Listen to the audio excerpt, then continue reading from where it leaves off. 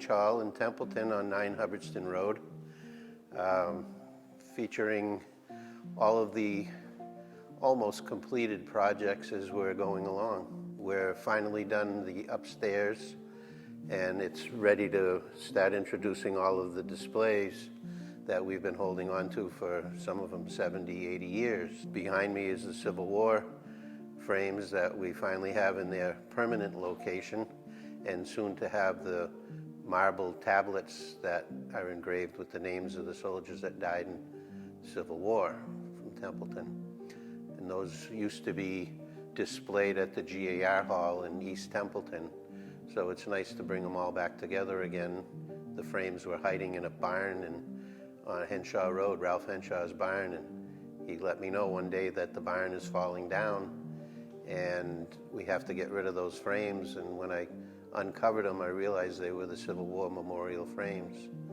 We had it listed with a state website that features all of the Massachusetts Civil War memorials, and now we're featured in that list as well. So people will start noticing and searching us out and coming to visit us for that one more reason. So we're getting known.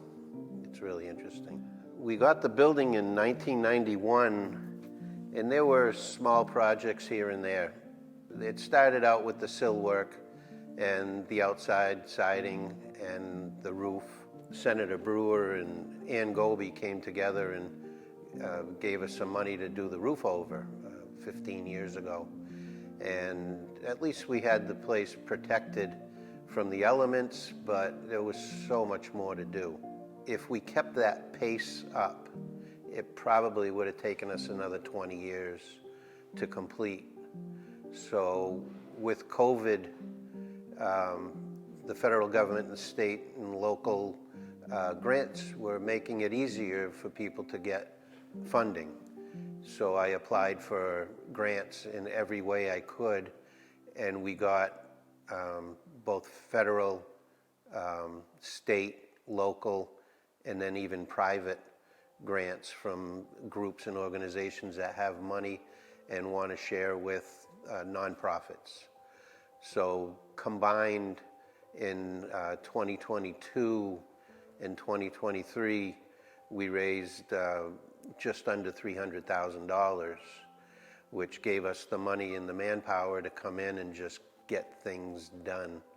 So since the November, was it 2022 to today, we've almost spent that $280,000, but it's almost done. So this is really the best thing that's happened to the Historical Society in 100 years. So we're really excited to start sharing this, even though little snippets here and there, but it's gonna make a major impact on this town once we open up in the summer, if everything goes smooth enough. And at the rate we're going, I'm very confident that that's gonna happen.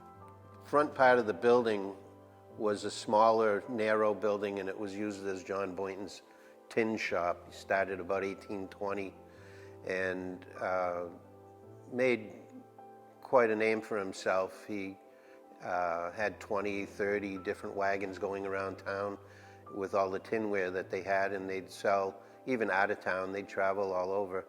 And he made enough money that he was able to retire quite wealthy. Then he had the thought of building a school for the trade and to teach people how to learn to work with their hands and not so much work with corporate America. So he wanted to do a school, and his lawyers told him, you gotta go to Worcester, it's gonna be a better place. So he took his money and met up with another guy in Worcester, and together they put their dream together and built Worcester Polytechnic Institute. When he retired in 1885, the Grange Hall needed a place to work with the community, but it was too small, so they raised the roof and put a gambrel roof and then doubled the size. Well, now that gave them the opportunity to have a second floor, which is where we're sitting right now.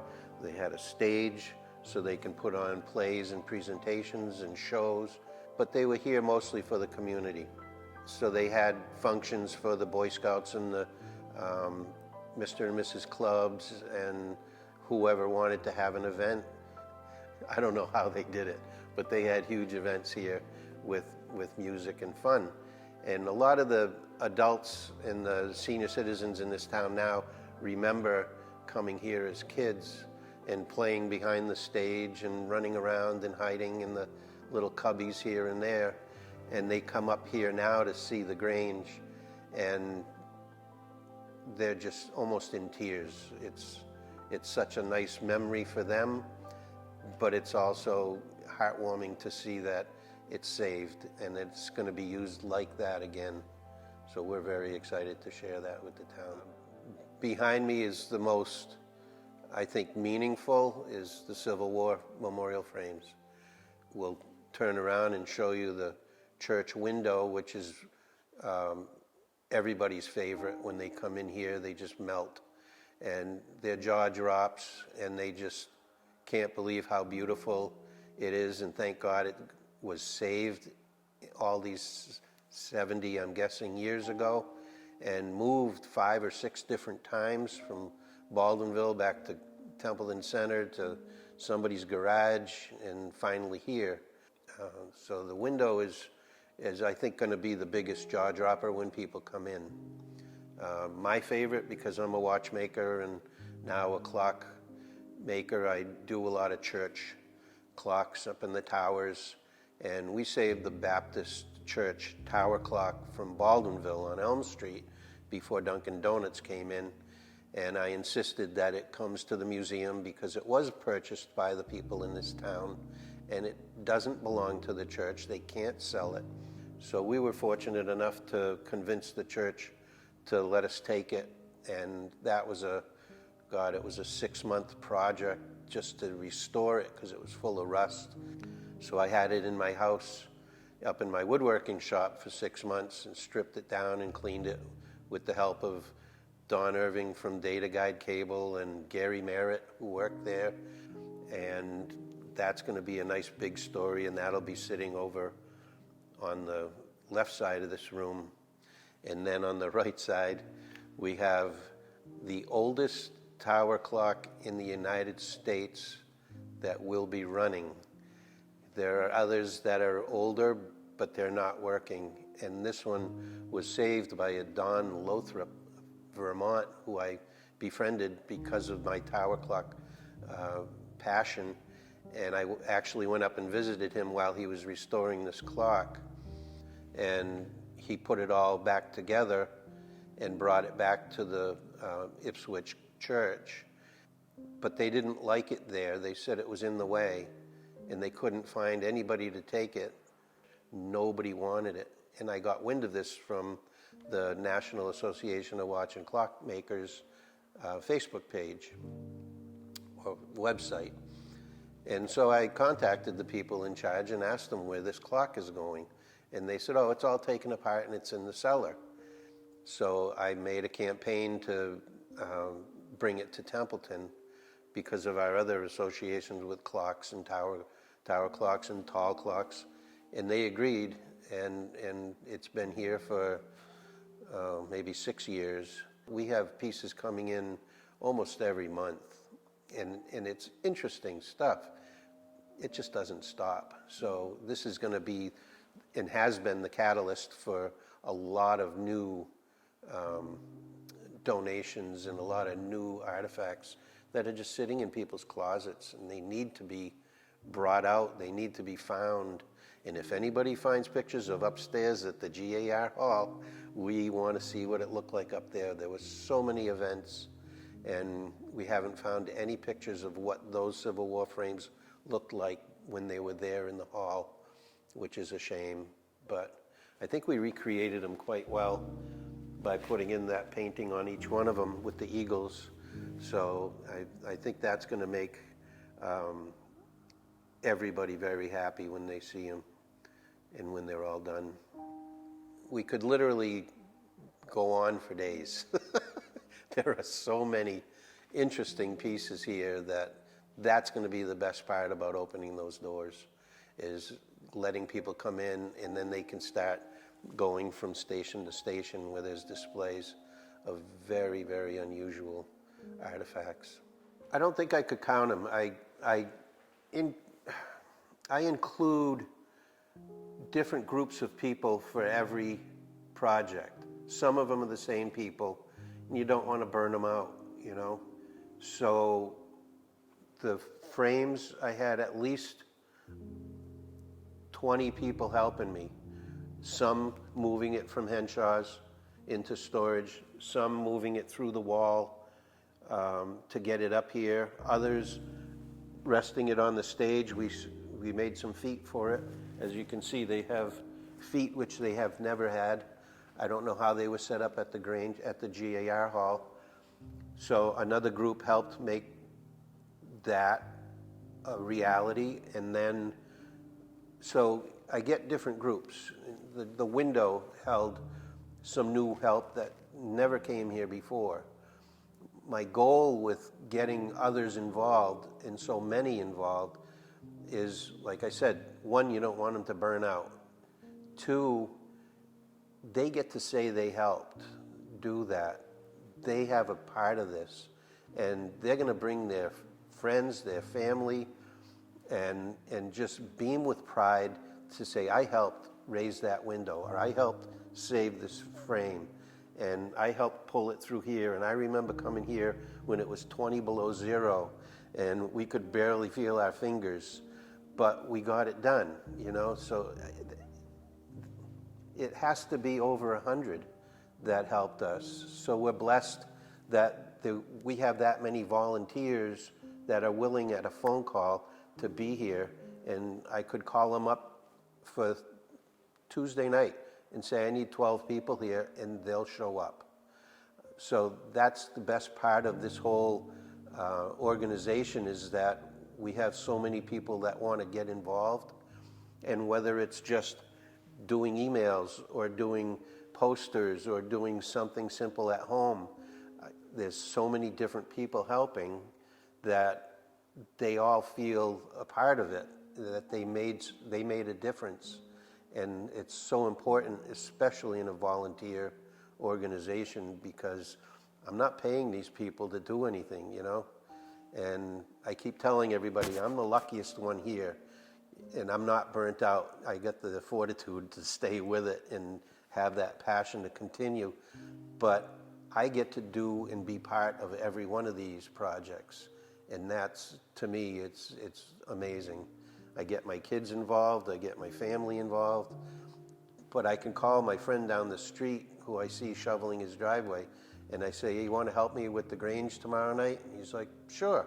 Not even a member, never joined, doesn't matter. I don't care who you are. If you ever want to help, you're more than welcome. That door's always open. If we're here, you're welcome. And it works, you know. Other historical societies ask me how I do it. I just say I include everyone.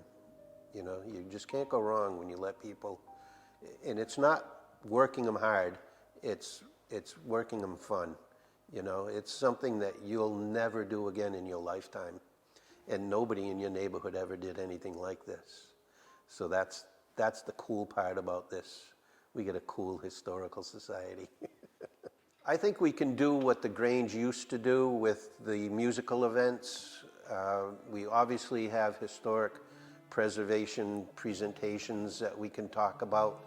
So how did the clock get restored? How did the window get stood up over there? And why is it taller than the room?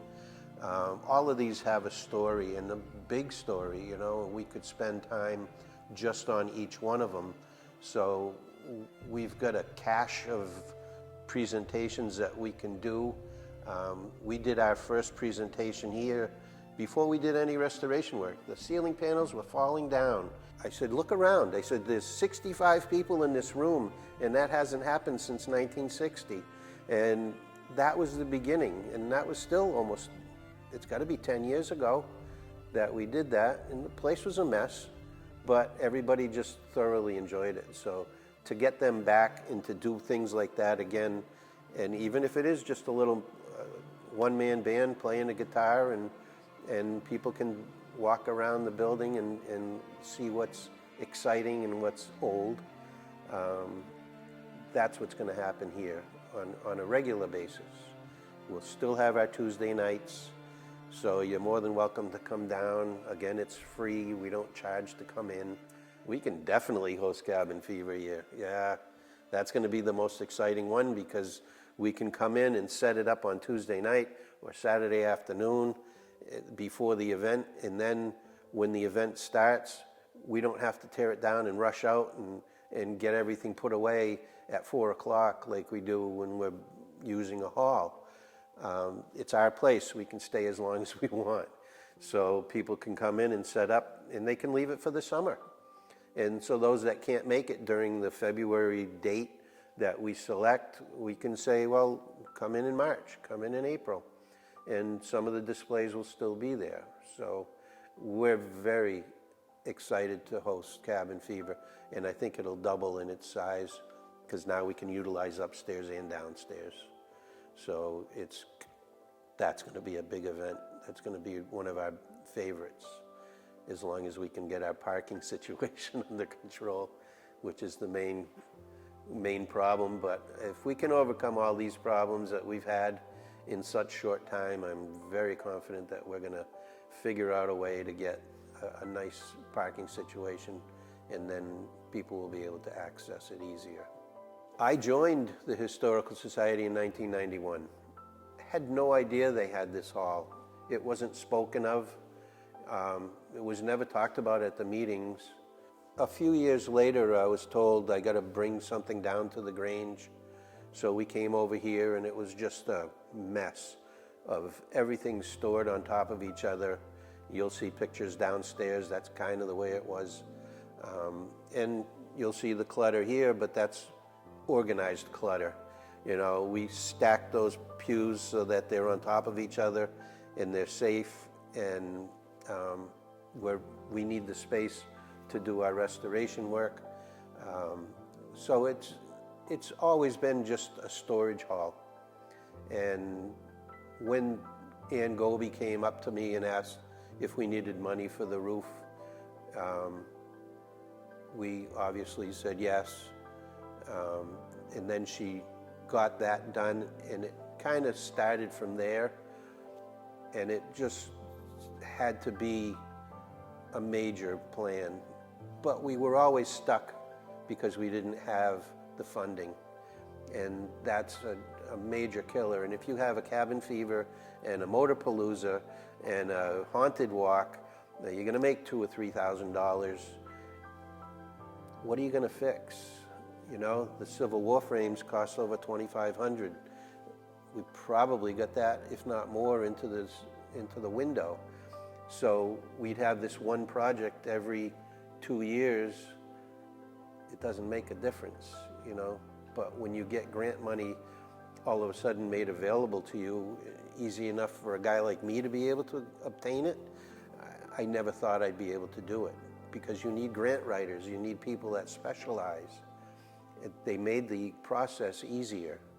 So if I could do it, anybody could do it. So we were very lucky that the government, the state, local, all eased up on their difficulty in obtaining money. They made it easy. So we were able to obtain that kind of money to get 4 people working in here every day, every week for the last 2 years. And this is what happens when you have that kind of backing and that kind of funding.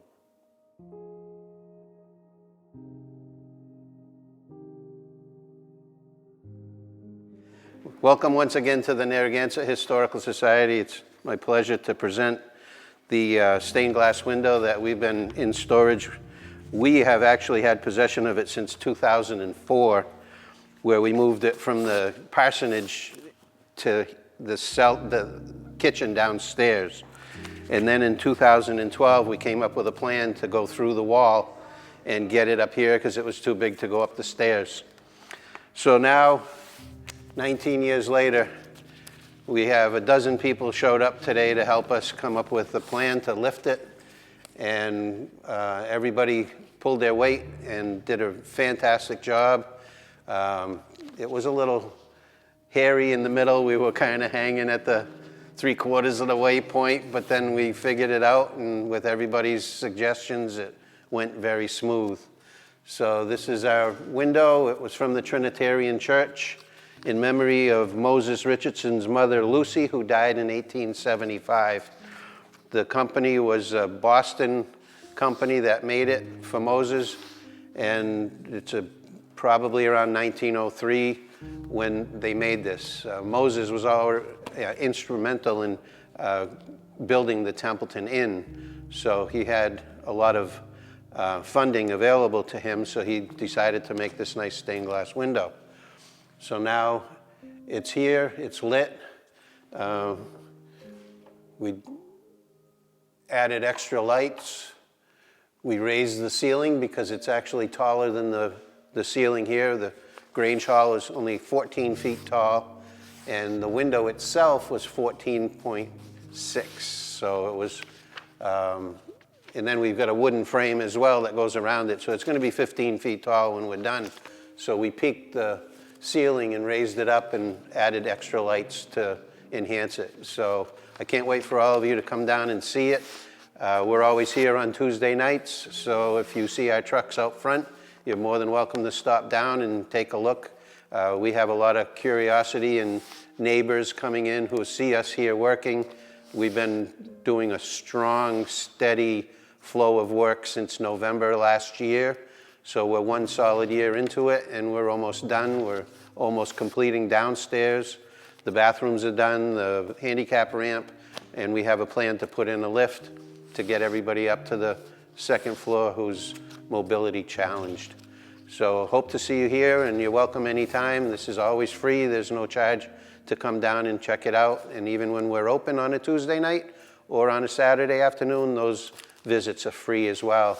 And the more questions you have, the better. So if you have any ideas or questions about Templeton, come on down. We got a lot of people that have been studying for years, and they'll fill you in with the information. So that's our story. It's here, it's standing.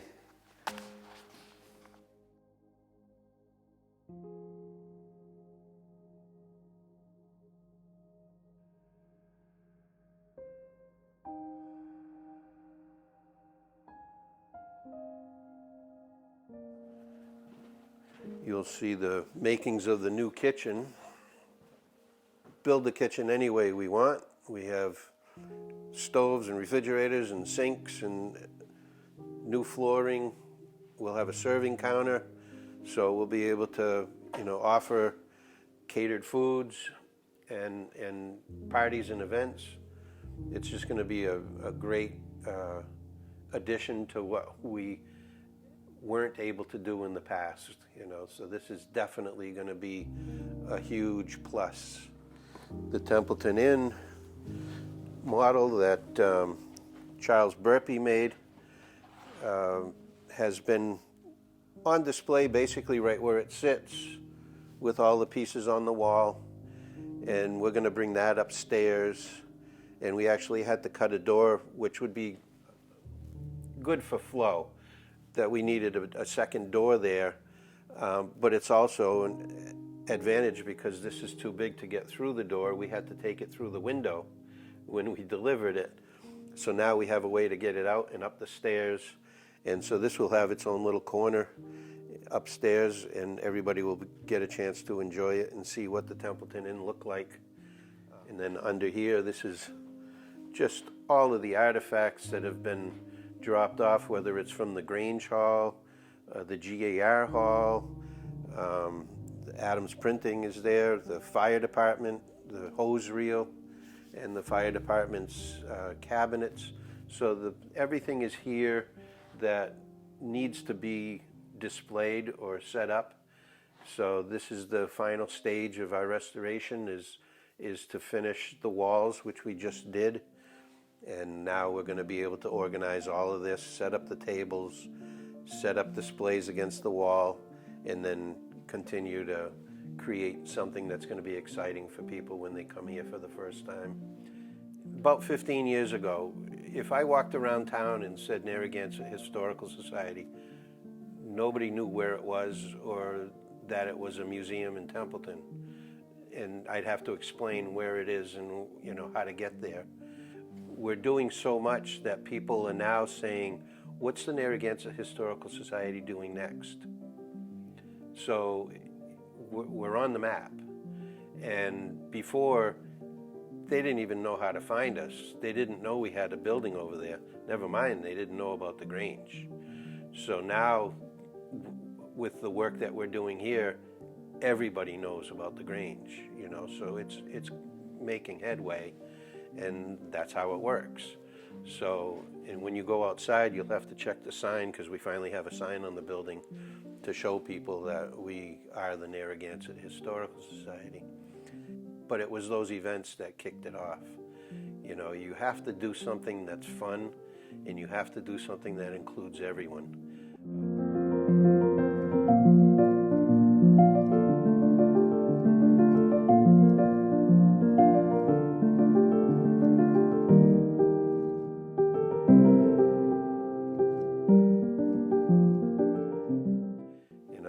That's literally the best part of all of this, is sharing it with everybody, because they just can't believe what we've gotten done and how nice everything is that is in here.